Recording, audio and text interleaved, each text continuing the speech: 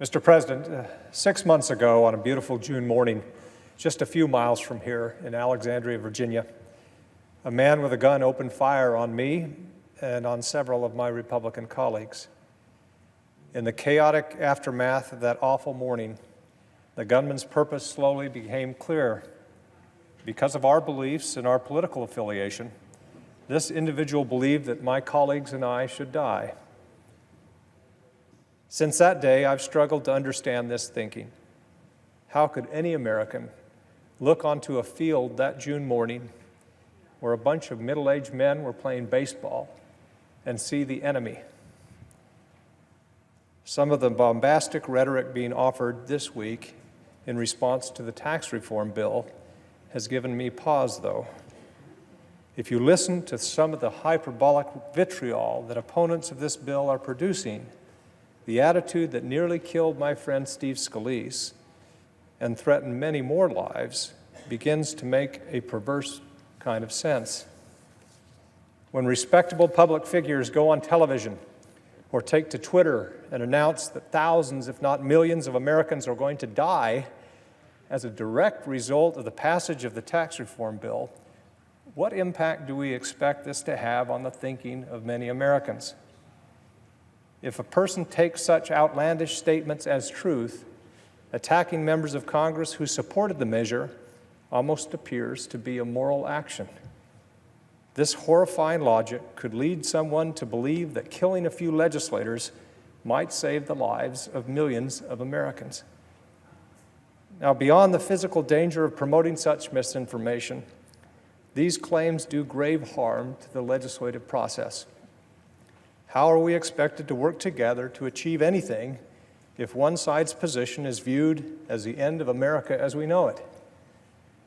One of my colleagues called this tax reform bill the worst bill in the history of Congress. Upon the bill's passage, one media pundit went so far as to encourage young Americans to flee their country and declared, "America died tonight." Full-throated and passionate debate should always be encouraged. We all love arguing the merits of supply-side economics, but this is not that. This is demonizing of the worst kind.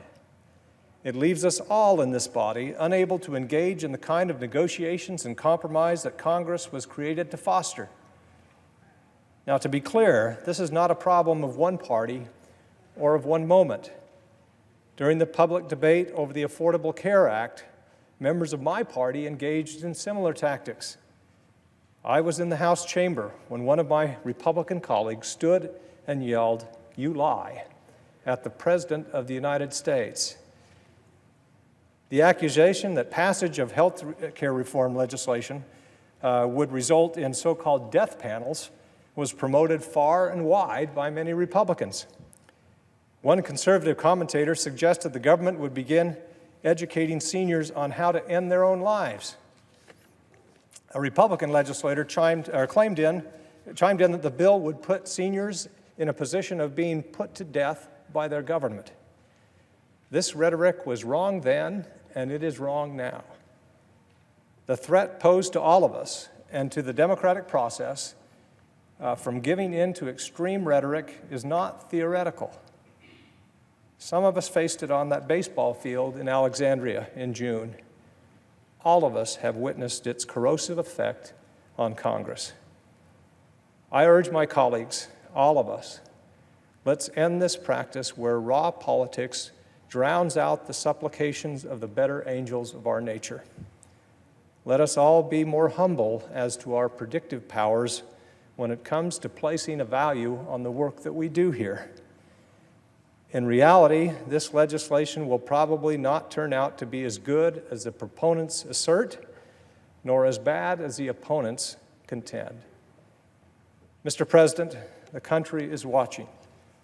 It is my hope that we, all of us, can eschew contempt and vitriol in our speech and be more measured in our tone.